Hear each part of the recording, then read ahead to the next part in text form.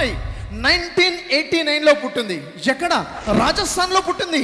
వాళ్ళ parents migrate అయ్యారు ఎక్కడికి? ఢిల్లీకి. ఢిల్లీలో ఉన్నటువంటి త్రిలోక్పురి అనే ఒక స్లమ్ దగ్గర వాళ్ళు ఉంటున్నారు. స్లమ్లో ఎవరు నివసిస్తారండి? మురికివాడలో బాగా పేదవారు నివసిస్తారు. స్లమ్స్ ఎలా ఉంటాయి తెలుసా? ఉండడానికి ఇళ్ళ వసతి సరిగ్గా ఉండదు, డ్రైనేజ్ సిస్టమ్ ఉండదు, ఎలక్ట్రిసిటీ ఉండదు, స్కూల్స్ ఉండవు, ఇళ్లలో టాయిలెట్స్ కూడా ఉండవు, కామన్ టాయిలెట్స్, కాలనీ మొత్తానికి ఒకే టాయిలెట్. అలాంటి స్లమ్లో ఉన్నారు.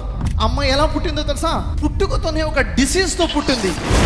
ఆస్టియోజెనిసిస్ అనేటువంటి డిసీజ్, అంటే ఎముకల జబ్బుతో పుట్టింది. కాల్షియం డిఫిషియన్సీ, చిన్న దెబ్బ తగిలినా కానీ బోన్ ఫ్రాక్చర్ అయిపోతుంది. అలాంటి పరిస్థితిలో పుట్టింది. దాని పర్యవసానంగా తన జీవితంలో 16 ఫ్రాక్చర్స్ అయ్యాయి. 16 సార్లు బోన్స్ విరిగిపోయి దాదాపుగా 8 ఆపరేషన్ చేయవలసి వచ్చింది. అలాంటి పరిస్థితిలో ఉంది ఉమ్ముల్ ఖైర్. చిన్నతనంలోనే అమ్మని కోల్పోయింది. వాళ్ళ నాన్న మరొక పెళ్లి చేసుకున్నాడు కానీ ఉమ్ముల్ ఖైర్కి అమ్మ మాత్రం లభించలేదు. సవతి తల్లిగానే ఉండిపోయింది. ఉమ్ముల్ ఖైర్ జీవితంలో చదువుకోవాలి అనే కోరిక,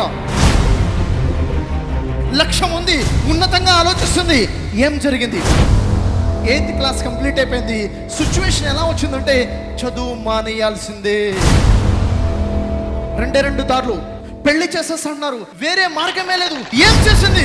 ఇంట్లోంచి బయటకు వచ్చేసింది. ఇంటికి దూరంగా ఒక చిన్న రూమ్ని అద్దెకి తీసుకుంది. ట్యూషన్ చదివించడం మొదలుపెట్టింది. ట్యూషన్ ద్వారా ప్రతి నెల 200-300 రూపాయలు సంపాదించేది. తన ఫిజికలీ హ్యాండిక్యాప్డ్ స్కూల్ ఉంటుంది, అక్కడ చదువుకోవడం మొదలుపెట్టింది. చాలా కష్టతరమైన జీవితం.